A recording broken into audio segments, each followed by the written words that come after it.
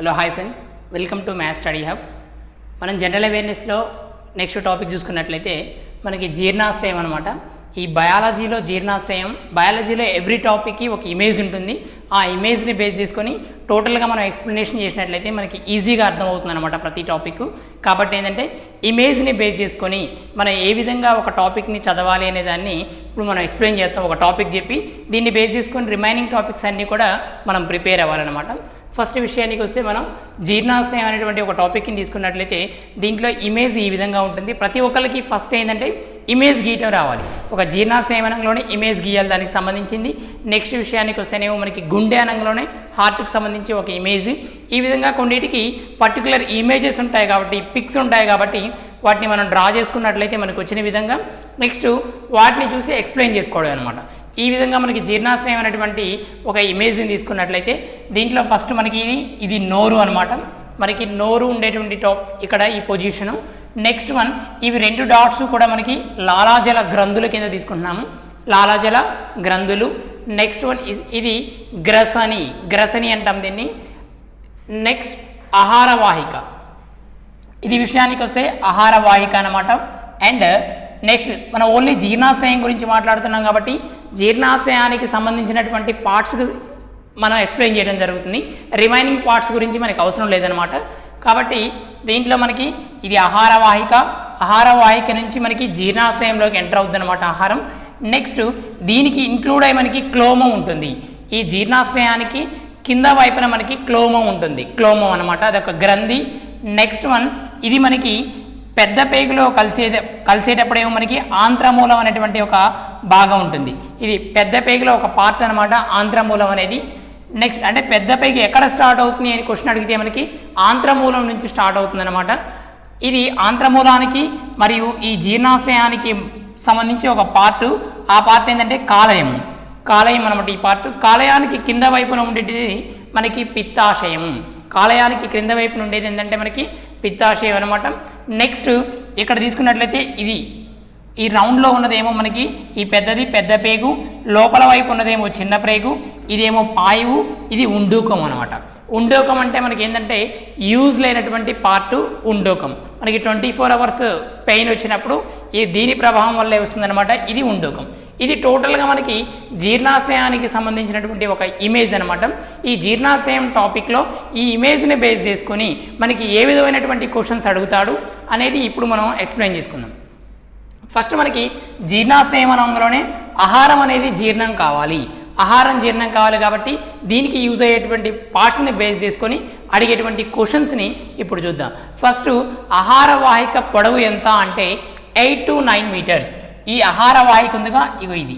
ఈ ఆహారవాహిక యొక్క పొడవు ఎంత అంటే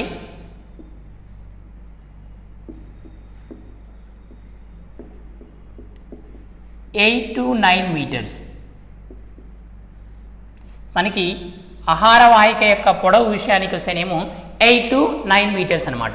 అయితే జీర్ణాశ్రయం ఎక్కడి నుంచి స్టార్ట్ అయ్యి ఎక్కడికి ఎండ్ అవుతుంది అని అడిగితే మనకి ఒక వరుస క్రమంలో చెప్పమంటే మనకి నోరు, ఫస్ట్ నోరు, నెక్స్ట్ గ్రసని,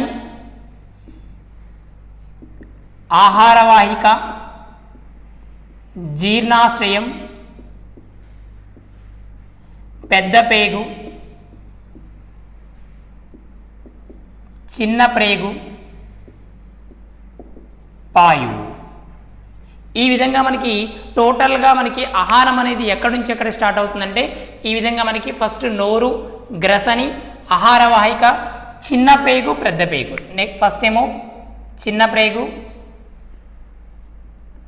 తర్వాతకి పెద్ద ప్రేగు, తర్వాతకి పాయువు అనమాట. ఈ విధంగా మనకి వరుస క్రమంలో ఆహారం అనేది జీర్ణం అవడం స్టార్ట్ అవుతుంది అనమాట. ఫస్ట్ మనం ఆహారం అనేది నోటి ద్వారా తీసుకుంటాం, ఆ తర్వాత గ్రసనలోకి, ఆ తర్వాత మనకి ఆహార వాహికలోకి ఎంటర్ అవుతుంది.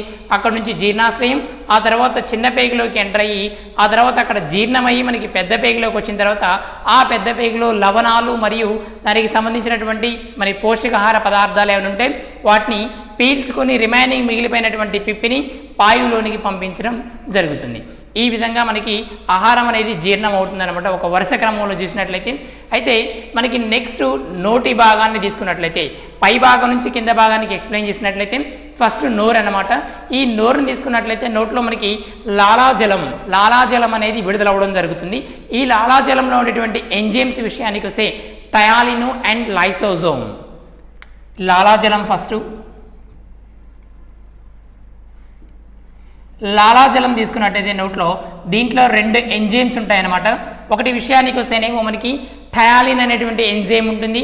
నెక్స్ట్ వన్ విషయానికి వస్తే lysosome. First one ptyalin, next lysosome. మనకి క్వశ్చన్ ఏ విధంగా అడుగుతారంటే లాలాజలంలో ఉండేటువంటి ఎంజైమ్స్ ఏమిటి అని అడిగితే ఒకటి విషయానికి వస్తేనేమో టయాలిన్, రెండోది విషయానికి వస్తే లైసోజోమ్. ఈ టయాలిన్ వల్ల యూజ్ ఏమిటి మరియు లైసోజోమ్ వల్ల యూజ్ ఏమిటి అంటే ఈ టయాలిన్ వల్ల ఏంటంటే పిండి పదార్థాలను చక్కెరలుగా మారుస్తుంది. పిండి పదార్థాలు ఏ విధంగా అంటే చక్కెరలుగా మార్చడానికి యూజ్ అయ్యేది ఈ టయాలిన్ అనమాట. అండ్ లైసోజోమ్ విషయానికి వస్తే మరి నోటి యొక్క దుర్వాసనను పోగొట్టడానికి యూజ్ అయ్యేటువంటి ఎంజైమ్ ఏంటంటే ఈ లైసోజోమ్. లైసోజోమ్ యొక్క యూజ్ ఏంటంటే మనకి నోటి యొక్క దుర్వాసనను పోగొట్టడానికి యూజ్ అవుతుందన్నమాట. ఇవి 2 మనకి లాలాజలానికి సంబంధించినటువంటి ఎంజైమ్స్ అనమాట. నెక్స్ట్ మన విషయానికి వస్తే మనకి ఇక్కడ ఉండేటువంటి గ్రంథులు ఏమిటి, లాలాజలానికి సంబంధించి నోట్లో ఉండేటువంటి గ్రంథులు ఏమిటి అంటే మనకి అధోజిహ్వక, అధోజంబిక, పెరటెడ్ గ్రంథులు. ఇక్కడ మనకి 3 గ్రంథులు ఉంటాయి. గ్రంథులు ఒకటేమో మొత్తం ఎన్ని గ్రంథులు అంటే 3 గ్రంథులు అనమాట. ఆ 3 గ్రంథులను తీసుకున్నట్లయితే అధోజిహ్వక,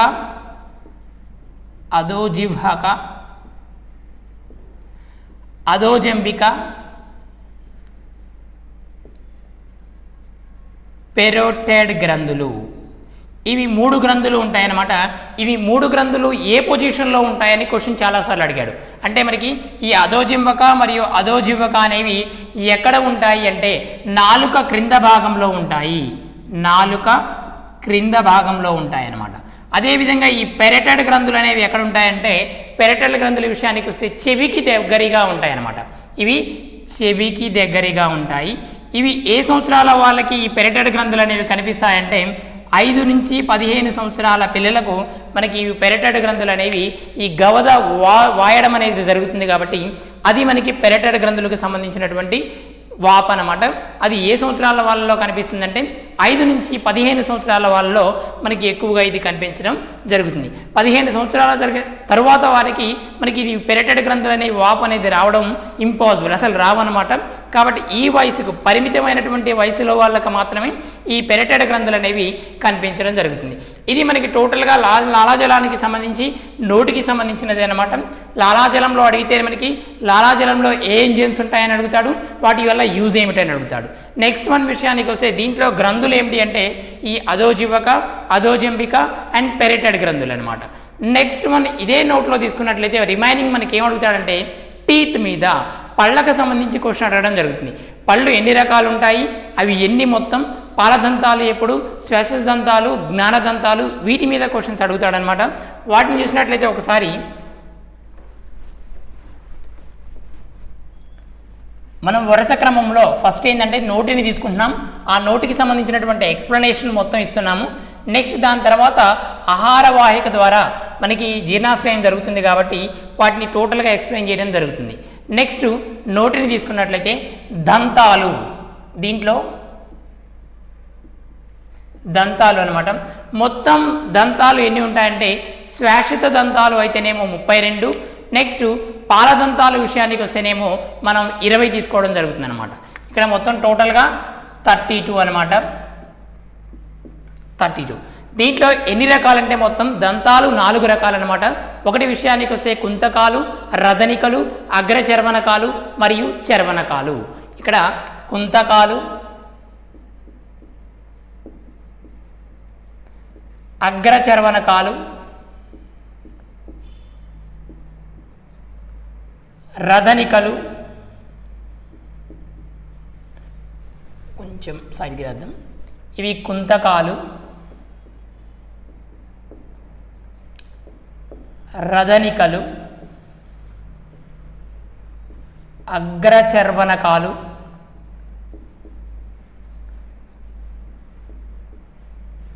చర్వనకాలు. ఇవి మొత్తం 4 రకాల దంతాలు అనమాట. ఒకటేమో కుంతకాలు, రదనికలు, అగ్రచర్వనకాలు, చర్వనకాలు. వీటి వల్ల యూజ్ ఏమిటి అని అడుగుతాడు అనమాట. క్వశ్చన్ మన ఏంటంటే కుంతకాలు వేటికి యూజ్ అవుతాయి అంటే, కుంతకాల విషయానికి వస్తే కొరుకు దంతాలు, ఇవి కొరికేటువంటి దంతాల విషయానికి వస్తే కుంతకాలు. నెక్స్ట్ వన్ మనకి రదనికల విషయానికి వస్తే చీల్సు, ఇవి చీల్చే దంతాలు అనమాట. నెక్స్ట్ అగ్రచర్వనకాలు విషయానికి వస్తే నమిలే దంతాలు, ఇవి నములు దంతాలు, ఇవి విసురు దంతాలు. ఇవి మనకి 4 రకాలు దంతాలు. 4 రకాల యూజెస్ ఏంటంటే, కుంతకాల విషయానికి వస్తేనేమో మనకి కొరికే దంతాలు. మనం ఏదైనా ఒక పదార్థాన్ని కొరవడానికి యూజ్ చేసేటప్పుడు యూజ్ చేసేటువంటి దంతాలు ఏమిటంటే మనం కుంతకాలు అనమాట. చీల్చడానికేమో రదనికల్ని యూజ్ చేస్తాం, నమలడానికేమో అగ్రచర్వనకాలను యూజ్ చేస్తాం, మరియు ఈ విసరడానికి విసురు దంతాలు విషయానికి వస్తే చర్వనకాలు. ఇవి ఎన్ని రకాలు అంటే మొత్తం 4 రకాలు. ఇవి ఎన్నెన్ని ఉంటాయని క్వశ్చన్ అడుగుతాడు. ఇవి ఎన్నెన్ని అంటే ఇక్కడ విషయానికి వస్తేది దీని యొక్క మనకి ఫార్ములా అడగడం జరుగుతుంది. 2 1 2 3 దీని యొక్క ఫార్ములా విషయానికి వస్తే 2 1 2 3 అనమాట. ఈ 2 1 2 3 అంటే అర్థం ఏంటంటే ప్రతిదానికి ఇంటూ 4 అంటే ఇవి టోటల్గా మనకి 8, ఇవి 4, ఇవి 8, ఇవి 12. టోటల్గా మనకి ఏంటంటే 32. ఈ 2 16 + 4 20, 20 + 12 32. టోటల్గా మనకి 32 పళ్ళు ఉంటాయన్నమాట. ఆ 32కి సంబంధించినటువంటి మ్యాటరు ఇవి 4 రకాలు. అవి ఎన్ని ఉంటాయి, వాటి వల్ల యూజ్ ఏమిటి అంటే ఈ విధంగా మనం చెప్పడం జరుగుతుంది అనమాట.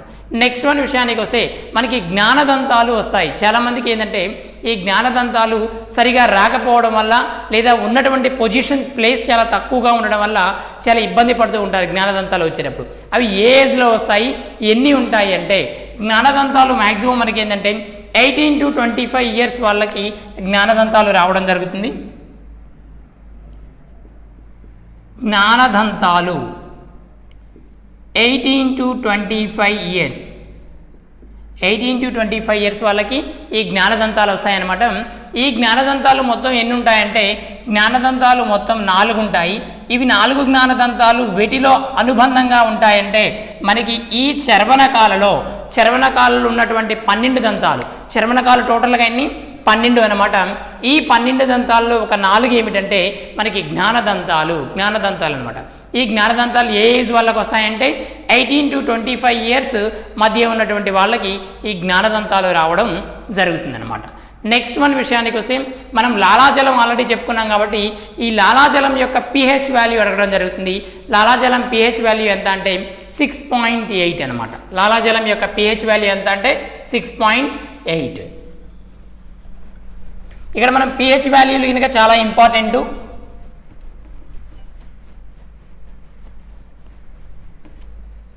ఈ లాలాజలం యొక్క pH వాల్యూ 6.8. అదేవిధంగా రోజుకి ఎంత లాలాజలం విడుదలవుతుంది అంటే మనకి 1.5 లీటర్స్ పర్ డే. ఎంత లాలాజలం వస్తుందంటే క్యాండిడేట్ పర్సన్కి 1.5 లీటర్స్ పర్ డే అనమాట. ఒక రోజులో ఎంత లాలాజలం వస్తుందంటే 1.5 లీటర్స్ అనమాట. నెక్స్ట్ లాలాజలం యొక్క pH వాల్యూ ఎంత అంటే 6.8. లాలాజలం pH వాల్యూ ఎంతంటే 6.8 అని. నెక్స్ట్ విషయానికి వస్తే ఎక్కువగా దంతాలు ఉన్నటువంటి జంతువు ఏదంటే అపోజం. అపోజంలో ఎక్కువ దంతాలు ఉంటాయన్నమాట. దాంట్లో 50 దంతాలు ఉంటాయి. అపోజం ఏంటంటే 50 దంతాలు. ఎక్కువ దంతాలు కలిగినటువంటి జీవి ఏంటంటే మనకి అపోజం అనమాట. దాంట్లో ఎన్ని దంతాలు ఉంటాయంటే 50. నెక్స్ట్ మన విషయానికి వస్తే మనం తీసుకుంటే ఒకవేళ గుర్రంలో 44 దంతాలు ఉండడం జరుగుతుందన్నమాట. నెక్స్ట్ దీంట్లోనే మనకి దంతాలకు సంబంధించినటువంటి మ్యాటర్ ఇంకేముందంటే మనకి చర్వనకాలు అంటే జీవితకాలంలో ఒకసారి మాత్రమే వచ్చేటువంటి దంతాలు ఏవి అని అడుగుతాడు. అవి ఏమిటి అంటే చర్వనకాలు. లైఫ్లో 1 టైం మాత్రమే వచ్చేటువంటివి. లైఫ్లో 1 టైమే వచ్చేటువంటి దంతాలు ఏంటంటే చర్వనకాలు. చర్వనకాలు అనేవి లైఫ్లో ఒకసారి మాత్రమే వస్తాయి. అవి ఊడిపోతే మళ్ళీ రావడం అనేది జరగదు అనమాట. నెక్స్ట్ వన్ విషయానికి వస్తే చిన్న పిల్లల్లో చూసుకున్నట్లయితే పాలదంతాలు మొత్తం 20 ఉంటాయన్నమాట. దాని యొక్క సూత్రం ఏమిటి అని అడుగుతాడు. 2102 అనమాట. ఇందాక నార్మల్గా దంతాలకు సంబంధించేమో 2123, అది పెద్దవాళ్ళలో 32 దంతాలు ఉన్నప్పుడు ఉండేటువంటి ఫార్ములా ఏంటంటే 2123 అనమాట. నెక్స్ట్ అదే ఒకవేళ పిల్లల్లో విషయానికి వస్తే పాలదంతాల సంఖ్య 20 కాబట్టి అప్పుడు ఉండేటువంటి ఫార్ములా ఏంటంటే 2102 అనమాట. 2102 ఏం లేదు ఇక్కడ into 4 into 4 into 4 into 4. There four here 8 and 4 8 16 4 20 మొత్తం 20 అనమాట. ఈ విధంగా మనం దంతాల యొక్క సూత్రాలు అనేవి గుర్తుంచుకోవాలి. వీటి మీద డైరెక్ట్గా క్వశ్చన్ అడుగుతాడు. పాలదంతాల యొక్క సూత్రం ఎంత, శ్వాస దంతాల యొక్క సూత్రం ఎంత అని అడగడం జరుగుతుంది. బేసిక్గా క్వశ్చన్ అడిగితే వీటి మీద ఇలా డైరెక్ట్గా క్వశ్చన్ రావడం అనేది జరుగుతుంది అనమాట. ఇది మనకి దంతాలకు సంబంధించి. నెక్స్ట్ వన్ దంతాల్లో ఇంకొక చిన్న ఆన్సర్, చిన్న ఇంపార్టెంట్ మ్యాటర్ ఉంది. అదేంటంటే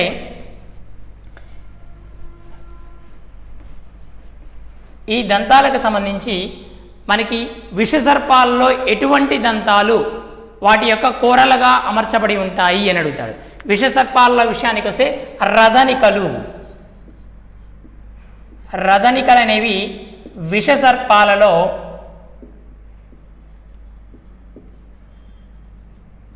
వాటి యొక్క కూరలుగా ఉంటాయన్నమాట. అంటే విషసర్పాలలో ఉన్నటువంటి కూరలు అనేవి ఎటువంటి రకానికి చెందినటువంటి దంతాలు అంటే మనకి రదనికలు అన్నమాట. అదేవిధంగా ఏనుగులో ఉండేటువంటి దంతాలు ఏ రకానికి సంబంధించినవి అంటే కుంతకాలు. ఏనుగులో విషయానికి వస్తే కుంతకాలు. ఇవి రెండు మోస్ట్ ఇంపార్టెంట్, ఆల్రెడీ ఎగ్జామ్లో వచ్చినాయి. ఏనుగులో ఉండేటువంటి దంతాలేమో కుంతకాలు, రదనికల విషయానికి వస్తేనేమో విషసర్పాల్లో ఉండేటువంటి దంతాల విషయానికి వస్తే మనకి రదనికలు అనమాట. రదనికలు ఏ రకానికి చెందినవంటే మనకి రదనికల విషయానికి వస్తే కుంతకాలేమో కొరుకు దంతాలు, రదనికల విషయానికి వస్తేనేమో చీల్చు దంతాలు అనమాట, చీల్చేటువంటి దంతాలు. నెక్స్ట్ వన్ విషయానికి వస్తే మనకి దంతాలు లేనటువంటి జీవుల విషయానికి వస్తే దంతాలు లేనటువంటి జీవులు ఏంటి అంటే మనకి తాబేల్లో ఎటువంటి దంతాలు ఉండవు, మరియు పక్షుల్లో కూడా ఎటువంటి దంతాలు ఉండవు అన్నమాట. ఈ దంతాలు లేనివి ఏంటి అంటే మనకి తాబేలు, నెక్స్ట్ వన్ పక్షుల్లో కూడా ఎటువంటి దంతాలు ఉండవు. ఈ పక్షుల దంతాలు స్థానంలో అంటే దంతాలు లేవు కాబట్టి అదే స్థానంలో ఉండేటువంటి వాటిని ఏమంటారంటే డయాస్టెమ్మా అంటారు. పక్షుల దంతాల స్థానంలో ఉన్నటువంటి పొజిషన్ని అంటే ఆ ప్లేస్ని ఏమంటారంటే డయాస్టెమ్మా. ఇది ఇంపార్టెంట్, డయాస్టెమ్మా. డయాస్టెమ్మా అనేది దేంట్లో ఉంటుందంటే మనకి పక్షుల్లో ఉంటుందన్నమాట ఈ డయాస్టెమ్మా అనేది. ఇవి మనకి టోటల్గా సంబంధించి దంతాలకు సంబంధించింది అనమాట. ఇప్పటివరకు మనం ఏంటంటే లాలాజలం గురించి మరియు దంతాల గురించి మాత్రమే చెప్పుకోవడం జరిగింది. నెక్స్ట్ వన్ ఈ నాలుక విషయానికి వస్తే నెక్స్ట్ థర్డ్ వన్ ఏంటంటే నాలుకను తీసుకున్నట్లయితే నాలుక యొక్క శాస్త్రీయ నామం ఏంటంటే లారింగాలజీ. నాలుక యొక్క శాస్త్రీయ నామం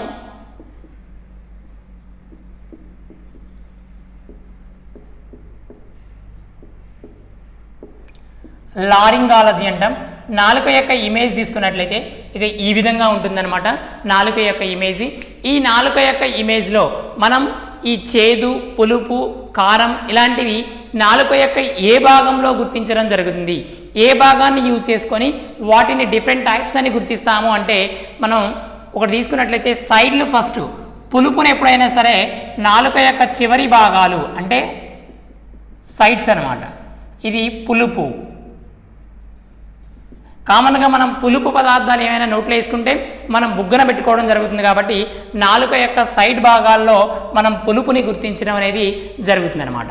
అదేవిధంగా తీపి అంటే ఒక పదార్థం తీయగా ఉందా లేదా అని కనుక్కోవడానికి ఏంటంటే నాలుక యొక్క చివరి భాగం తీపిని గుర్తిస్తాం. నాలుక యొక్క ఎడ్జ్ భాగం అంటే చివరి భాగం అంటే మొదటి భాగంలోనేమో తీపిని గుర్తించడం జరుగుతుంది స్టార్టింగ్లో, ఎండింగ్లో లోపల ఉన్నటువంటి భాగంలోనేమో చేదుని గుర్తిస్తాం. చేదుని గుర్తించడం జరుగుతుందన్నమాట. నెక్స్ట్ ఉప్పని పదార్థాలు అంటే ఒక పదార్థం ఉప్పుగా ఉంది అని తెలుసుకోవడానికి నాలుక యొక్క ఏ భాగం ద్వారా గుర్తిస్తామంటే ఇక ఉప్పు అనేది మధ్యలో గుర్తించడం జరుగుతుంది. ఇది ఉప్పు గుర్తించడానికి యూజ్ అయ్యేటువంటి భాగం అన్నమాట. ఇది టోటల్గా మనకి నాలుకకు సంబంధించి. నాలుక యొక్క శాస్త్రీయ నామం ఏంటంటే లారింగాలజీ అంటామంట. ఇది మనకి నాలుకకు సంబంధించి. నాలుకను ఏ విధంగా పిలుస్తారంటే దీని యొక్క శాస్త్రీయ నామం లారింగాలజీ అనమాట. నాలుక తర్వాత మనకి యూజ్ అయ్యేది ఏంటంటే గ్రసని అనమాట. గ్రసని విషయానికి వస్తే గ్రసని యొక్క ప్రాముఖ్యత ఎందుకంటే ఇటు ఆహారవాహిక మరియు వాయునాళం యొక్క కూడలి అని దేనిని అంటారు అని అడుగుతాడు. ఆహారవాహిక మరియు వాయునాళం. ఆహారవాహిక వాయునాళం యొక్క కూడలి అని దేన్ని అంటారంటే గ్రసనిని అంటారు. గ్రసని అనమాట. అంటే ఆహారవాహిక మరియు వాయునాళం యొక్క కూడలి అని దేన్ని అనడం జరుగుతుందంటే గ్రసని. ఇది మోస్ట్ ఇంపార్టెంట్ అనమాట. ఆహారవాహిక మరియు వాయునాళం యొక్క కూడలి అని దేన్ని అంటారు అని క్వశ్చన్ డైరెక్ట్గా అడిగి ఆప్షన్స్లో మనకి 4-5 ఇవ్వడం జరుగుతుందన్నమాట. వాటిలో విషయానికి వస్తే గ్రసని అనేది ఉంటుంది. ఆ గ్రసని అనేది ఆన్సర్గా మనం డిస్ప్లే చేయాలి, ఆన్సర్ అనమాట. నెక్స్ట్ ఆ తర్వాత మనకి ఆహారం అనేది ఆహార వాహికలోకి ఎంటర్ అవ్వడం జరుగుతుందన్నమాట. ఆహార నాళంలోనికి మనం ఆహారం అనేది ప్రవేశించినట్లయితే అక్కడ ఆహారం అనేది ఏ చలనం ద్వారా జీర్ణాశయంలోనికి ఎంటర్ అవుతుందంటే పెరిస్టాలిక్ చలనం జరుగుతుంది. ఇక్కడ మనకి ఆహారం అనేది ఏ చలనం జరుగుతుందంటే ఈ ఆహార వాహికలో మనకి వచ్చేసేసి పెరిస్టాలిక్ చలనం ద్వారా జీర్ణాశయంలోనికి ఎంటర్ అవ్వడం జరుగుతుంది. పెరిస్టాలిక్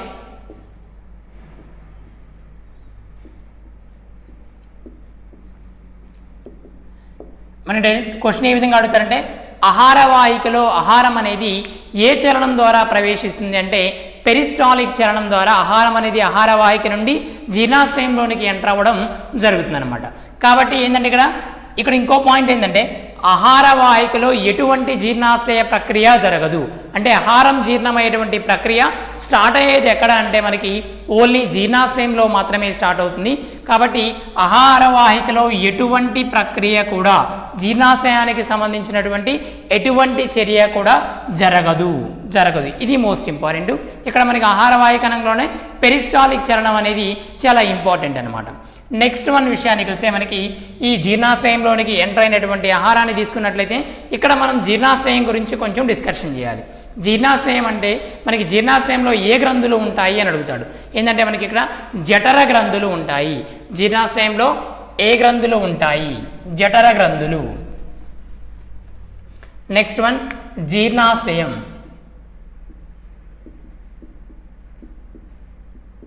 ఈ జీర్ణాశయం తీసుకున్నట్లయితే దీంట్లో మనకి జఠర గ్రంథులు ఉంటాయి. ఇవి జఠర రసాన్ని స్రవిస్తాయి. జఠరసం అంటే ఏం లేదు, HCl హైడ్రోక్లోరిక్ ఆమ్లం అనమాట. అంటే HClని స్రవించేది ఏంటంటే మనకి ఈ జీర్ణాశయంలో విడుదలయ్యేటువంటి రసం జఠర రసం అనమాట. ఆ జఠరసం అంటే ఏంటంటే మనకి HCl హైడ్రోక్లోరిక్ ఆమ్లం. దీని యొక్క pH వాల్యూ మోస్ట్ ఇంపార్టెంట్. దీని యొక్క pH వాల్యూ ఎంత అంటే 1.2. pH వాల్యూ ఎంత అంటే 1.2. HCl యొక్క pH వాల్యూ అడుగుతాడు డైరెక్ట్గా 1.2. అదేవిధంగా లాలాజలం యొక్క pH వాల్యూ ఎంత అని అడుగుతాడు. మనకి ఎగ్జాక్ట్గా అయితేనేమో 6.4 ఆ విధంగా తీసుకోవడం జరుగుతుంది అనమాట. లాలాజలానికి సంబంధించేమో 6.4గా తీసుకుంటాము. జఠరసానికి సంబంధించేమో 1.2గా తీసుకోవడం జరుగుతుంది. ఇది మనకి దీంట్లో విషయానికి వస్తే మనకి కొంచెం ముడతలుగా కనిపిస్తుంది అనమాట. ఈ జీర్ణాశయంలో కనిపించేటువంటి ముడతల్ని ఏ విధంగా పిలుస్తారు అని అడుగుతాడు. ఈ ముడతల విషయానికి వస్తే మనకి రూగే అని పిలుస్తారు. జీర్ణాశయంలో ఉన్నటువంటి ముడతల్ని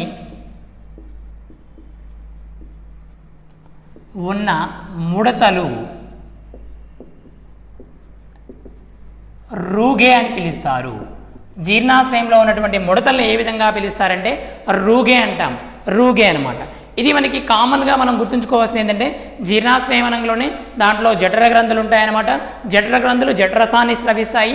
దాన్ని మనం ఈ కెమికల్ నేమ్ ఏంటంటే HCl అనమాట, హైడ్రోక్లోరిక్ ఆమ్లం. దాని యొక్క pH వాల్యూ విషయానికి వస్తే 1.2 అనమాట. అదేవిధంగా జీర్ణాశ్రయంలో ఉన్నటువంటి ముడతల్ని ఏ విధంగా పిలుస్తామంటే మనం రూగే అని చెప్పడం జరుగుతుంది.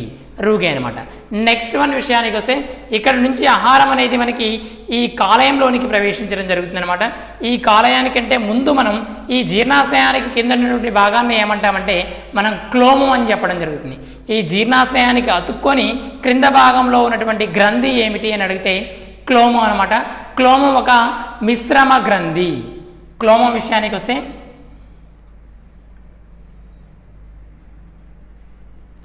క్లోమం మిశ్రమ గ్రంథి అనమాట. దీంట్లో మనకి క్లోమరసం రిలీజ్ అవుతుంది. క్లోమరసం, ఈ క్లోమరసం అనేది ఈ క్లోమం అనేటువంటి ఒక గ్రంథిలో క్లోమరసం అనేది రిలీజ్ అవ్వడం జరుగుతుంది. దీని యొక్క pH వాల్యూ ఎంత అంటే 7.2 pH వాల్యూ. ఎక్కడైనా సరే మనకి ఏదైనా ఒక గ్రంథి వచ్చినట్లయితే ఆ గ్రంథి యొక్క రిలీజ్ చేసేటువంటి హార్మోన్ కానీ లేదా దాని యొక్క రసం కానీ ఏంది అని అడిగితే మనకి ఈ విధంగా మనం రాయాలి. క్లోమరసం ఇక్కడ జీర్ణాశయంలో జఠర గ్రంథులు ఉంటాయి, జఠరసాన్ని స్రవిస్తాయి. వీటి యొక్క pH వాల్యూ 1.2, వీటి యొక్క pH వాల్యూ విషయానికి వస్తే 7.2 అనమాట. 7.2 ఇది మనకి టోటల్గా మనం తీసుకున్నట్లయితే క్లోమానికి సంబంధించి మ్యాటర్. ఒకటి జీర్ణాశ్రయం అయిపోయింది. నెక్స్ట్ మన విషయానికి వస్తే క్లోమం అనమాట. ఈ క్లోమంలో మనకి గ్లూకాగాన్ మరియు ఇన్సులిన్ అనేటివి రిలీజ్ అవ్వడం జరుగుతుంది. ఇక్కడ మనకి ఇన్సులిన్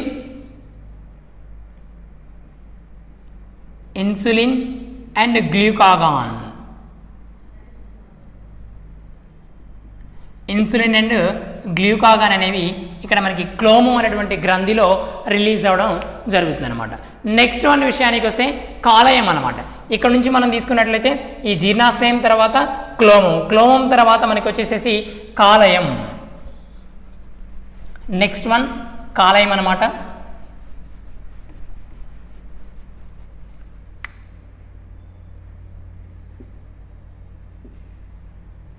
ఇది పిత్తాశయం. ఈ కాలేయాన్ని తీసుకున్నట్లయితే కాలం యొక్క అధ్యయనాన్ని ఏమంటారంటే మనం కాలేయం బరువు ఎంత అంటే 1.5 kgs అనమాట. కాలేయం యొక్క అధ్యయనం విషయానికి వస్తే హెపటాలజీ.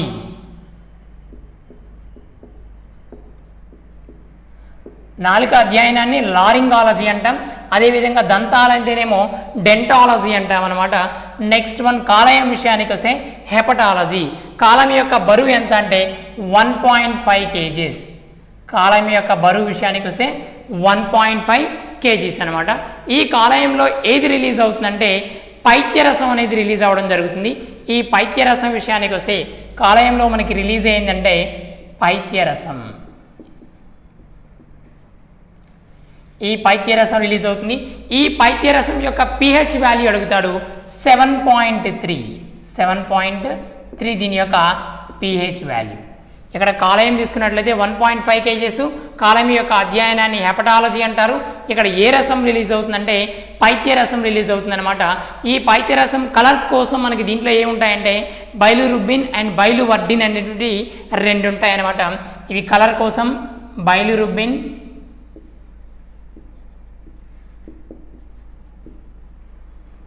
బైలువర్డిన్.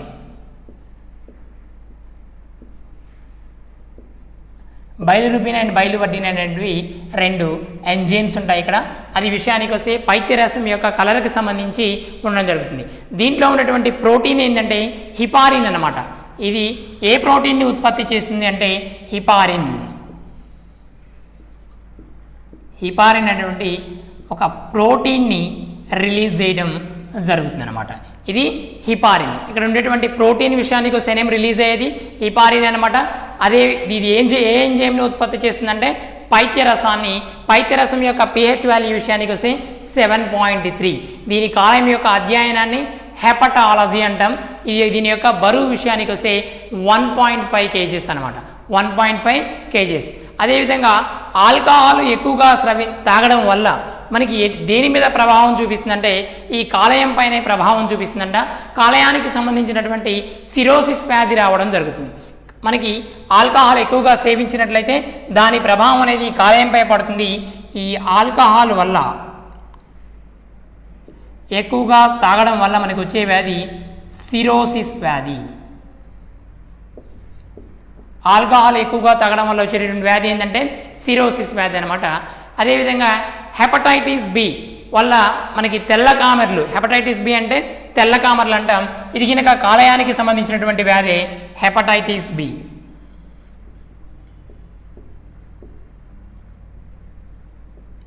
తెల్ల కామెర్లు,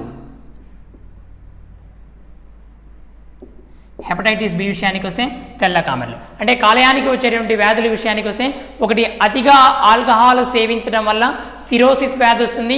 అదేవిధంగా మనకి హెపటైటిస్ బి తెల్ల కామెర్లు అనేవి కూడా ఈ కాలేయానికే ప్రభావం చూపించడం జరుగుతుందనమాట.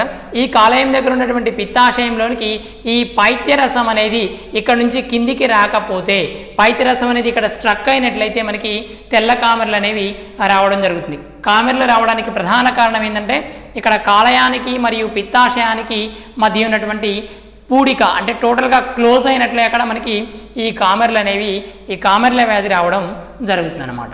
నెక్స్ట్ వన్ విషయానికి వస్తే దీని తర్వాత ఆహారం అనేది ఈ పిత్తాశయం నుంచి మనకి ఆంత్రమూలంలోనికి ప్రవేశించడం జరుగుతుందన్నమాట. ఆంత్రమూలం అనమాట.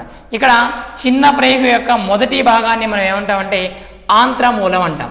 ఇది మనకి డైరెక్ట్గా పెద్ద పేగులోకి ఎంటర్ కాకోకుండా చిన్న పేగులోనికి ఎంటర్ అవ్వడం జరుగుతుంది. చిన్న పేగులోనికి ఎంటర్ అవ్వడం జరుగుతుంది అనమాట.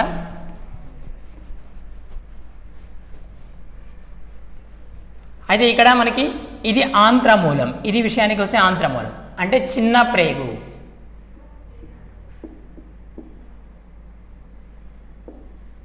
ఈ చిన్న పేగులో మొత్తం ఎన్ని భాగాలు ఉంటాయంటే 3 భాగాలు ఉంటాయన్నమాట. చిన్న పేగు యొక్క పొడవు విషయానికి వస్తే 7 మీటర్స్. ఈ చిన్న పేగు యొక్క పొడవు ఎంత అంటేనేమో మనకి 7 మీటర్స్. దీంట్లో మొత్తం 3 భాగాలుగా విభజించడం జరుగుతుంది. ఒకటేమో ఆంత్రమూలం, జజునం, శేషాంత్రికం. ఒకటి ఆంత్రమూలం, జజునం, శేషాంత్రికం. చిన్న పేగు యొక్క మొదటి భాగం ఏంది అని అడుగుతాడు. చిన్న పేగు దేంతో స్టార్ట్ అవుతుంది అని అడిగితే మనకి ఆంత్రమూలంతో స్టార్ట్ అవుతుంది అనమాట. నెక్స్ట్ సెకండ్ ఏమో జజునం, తర్వాతకి శేషాంత్రికం. శేషాంత్రికం యొక్క ఆంత్రమూలం అనమాట. దీన్ని విల్లే అంటాం. దీంట్లో మనకి ఏంటంటే మనకి ఇక్కడ గుర్తుంచుకోవాల్సింది ఆంత్రమూలాన్ని ఏమో మనం ఏమంటామంటే సక్కస్ ఎంటిరకస్ అంటాం. సక్కస్ ఎంటిరకస్, సక్కస్ ఎంటిరకస్ అంటాం దీన్ని. ఈ శేషాంత్రికాన్ని తీసుకున్నట్లయితేనేమో శేషాంత్రికంలో ఉన్నటువంటి ముడతలను ఏమంటామంటే విల్లే అంటాం. శేషాంత్రికంలో ఉన్నటువంటి ముడతల విషయానికి వస్తే విల్లే. ఇవి ముడతలు అన్నమాట. ముడతలు అనే టాపిక్ మనకి ఇక్కడ 2 చోట్ల వచ్చింది. ఒకటి జీర్ణాశయంలో ఉన్నటువంటి ముడతలను ఏమంటామంటే రూగే అంటాం, రూగే. అదేవిధంగా శేషాంత్రికంలో ఉన్నటువంటి ముడతలను ఏమంటామంటే విల్లే. ఇలా కంపారిజన్ చేసుకోవాలి.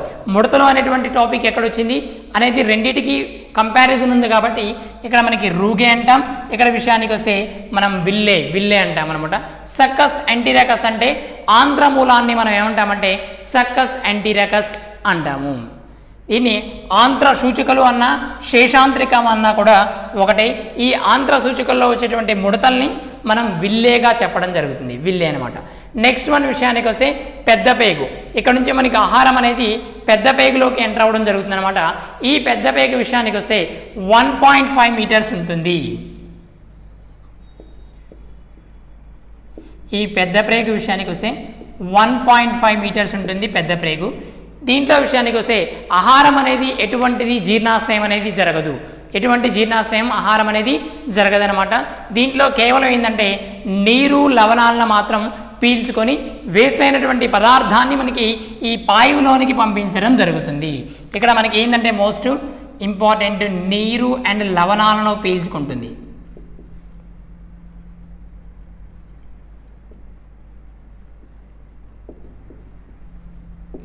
నీరు మరియు లవణాలను పీల్చుకునేటువంటి పార్ట్ ఏంటంటే ఇక్కడ మనకి పెద్ద పేగ అనమాట.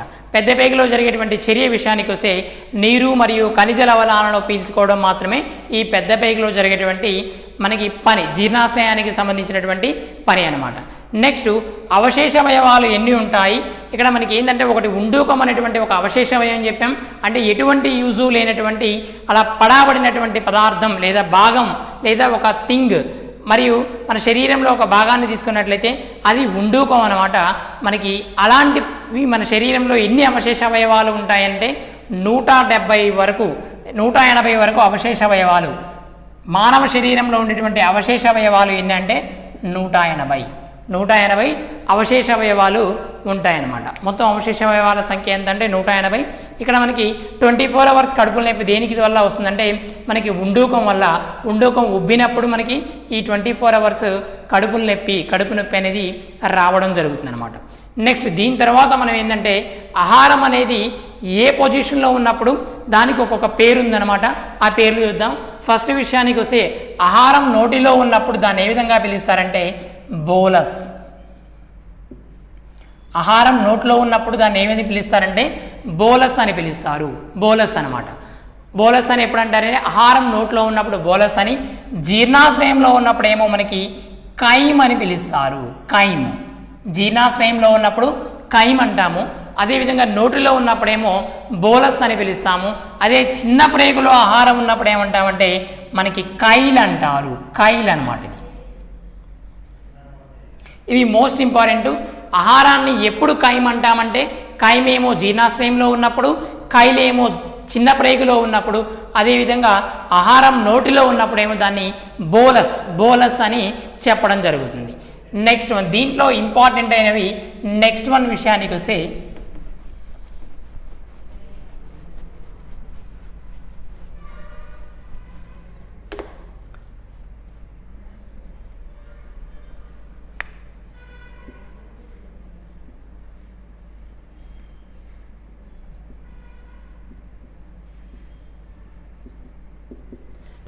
దీంట్లో ఇంపార్టెంట్ ఏముందంటే మనకి హెర్బీహోర్స్ అంటే ఏమిటి, కార్నిహోర్స్ అంటే ఏమిటి, ఆమ్నిహోర్స్ అంటే ఏమిటి, ఇలా డిఫరెంట్ టర్మినాలజీ పదాలు ఉన్నాయన్నమాట. వాటి యొక్క అర్థం అనేది ఈ టాపిక్కి సంబంధించినటువంటి మ్యాటర్ అనమాట. ఫస్ట్ వన్ విషయానికి వస్తే హెర్బీహోర్స్.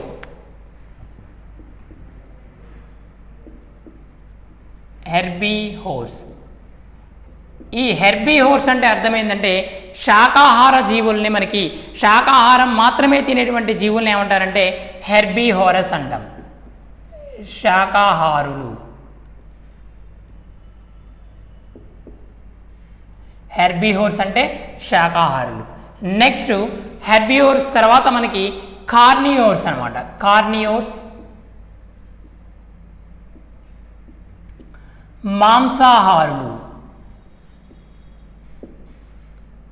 నెక్స్ట్ ఆమ్నియోర్స్. ఆమ్నియోర్స్ అంటే సర్వభక్షకాలు, అంటే ఇటు మనకి మాంసం తినేవి మరియు నెక్స్ట్ వన్ విషయానికి వస్తే మనకి శాకాహారం అనమాట. రెండింటినీ తినే వాటిని ఏమంటామంటే మనకి అన్నిటినీ తినేవాటిని మనం ఆమ్నియోరస్ అంటాం. అన్నీ అంటే అటు శాకాహారము మరియు మాంసాహారము రెండింటినీ తింటేవాడిని వాటిని అన్నీ తినేవాటిని ఆమ్నియోరస్ అంటాం. ఆమ్నియోరస్ అనమాట. నెక్స్ట్ స్వాంగిహోరస్ అంటే ఏమిటంటే మనకి జలగా దోమ అటువంటి వాటిని స్వాంగిహోరస్ అంటాం. స్వాంగిహోర్స్ అంటే జలగా దోమ, జలగా మరియు దోమ అటువంటి వాటిని ఇక్కడ మనకి స్వాంగిహోరస్ అని చెప్పడం జరుగుతుంది. ఇన్సెక్టిహోరస్ అంటే మనకి కీటకాలకు సంబంధించి, అమీబాకు సంబంధించి అమీబా ఇన్సెక్టిహోరస్.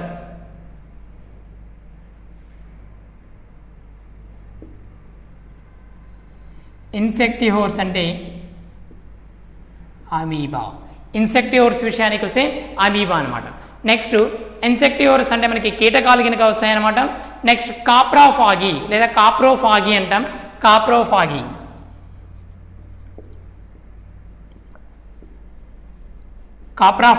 కాప్రోఫాగి అన్నమా మనకి మలాన్ని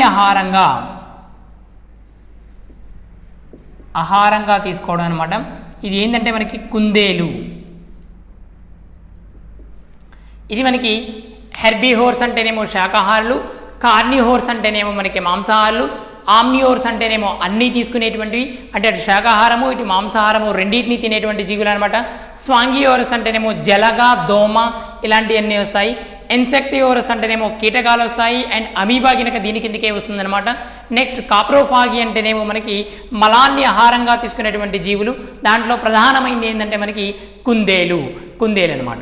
నెక్స్ట్ వన్ విషయానికి వస్తే జలగ దేన్ని రిలీజ్ చేస్తుంది అంటే జలగ ఒక జీవిని కరిసినప్పుడు లేదా ఒక మనిషిని కానీ ఎవరైనా కరిసినప్పుడు అది దేన్ని రిలీజ్ చేస్తుంది అంటే హిరుడిన్ని రిలీజ్ చేస్తుంది. జలగ విషయానికి వస్తే హిరుడిన్.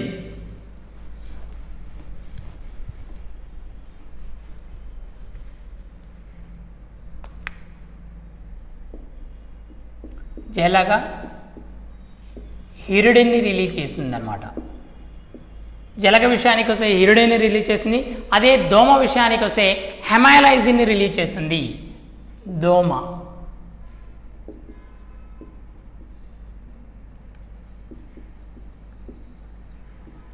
విషయానికి వస్తే అమైలైసిన్ రిలీజ్ చేస్తుంది అనమాట.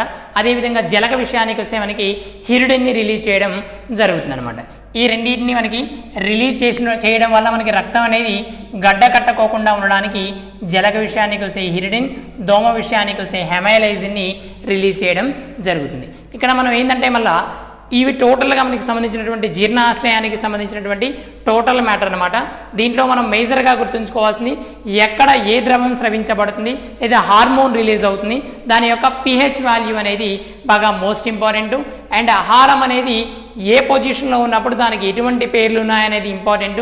ఆహారం ఏ విధంగా జీర్ణం అవుతుంది, ఎక్కడ జీర్ణం కాదు, పెరిస్టాలిక్ చలనం అంటే ఏమిటి. నెక్స్ట్ వన్ విషయానికి వస్తే విషసర్పాలకు ఎటువంటి దంతాలు ఉంటాయి, ఏనుగు ఎటువంటి దంతాలు ఉంటాయి, దంతాలు లేనటువంటి జీవులు ఏమిటి. ఈ విధంగా మనకి టోటల్గా మనం ఒక వ్యూ ద్వారా అంటే ఇలా ఒక ఇమేజ్ ద్వారా మనం ఎక్స్ప్లెయిన్ చేసుకున్నట్లయితే ఎప్పటికీ గుర్తుండిపోతుంది అనమాట. మర్చిపోవడానికి అసలు ఆస్కారమే ఉండదన్నమాట. నెక్స్ట్ దీంట్లో ఒకసారి చూసినట్లయితే లాలాజలం యొక్క నోట్లో అయితేనేమో లాలాజలం రిలీజ్ అవుతుంది. దాని యొక్క pH వాల్యూ అంటే 6.4 to 6.8 వరకు ఉంటుంది. నెక్స్ట్ జీర్ణాశ్రయంలో అయితేనేమో HCl జఠర గ్రంథుల ద్వారా జఠరసం స్రవించబడుతుంది. దాని యొక్క pH వాల్యూ విషయానికి వస్తే ఈ 1.2 అనమాట. నెక్స్ట్ వన్ కాలేయంలో విషయానికి వస్తే పిత్తాశయం అండ్ పైత్యరసం రిలీజ్ అవుతుందన్నమాట. దానికి 7.3 pH వాల్యూగా కలిగి ఉంటుంది. నెక్స్ట్ క్లోమం విషయానికి వస్తే క్లోమరసాన్ని రిలీజ్ చేయడం జరుగుతుంది. దాని యొక్క pH వాల్యూ 7.2. ఈ విధంగా మనం ఒక ఇమేజ్ ద్వారా మనం బయాలజీలో ఉన్నటువంటి ప్రతి టాపిక్ని ఈ విధంగా ప్రిపేర్ అయినట్లయితే మనం ఈజీగా గుర్తుంచుకోవచ్చు. Okay, thank you for watching.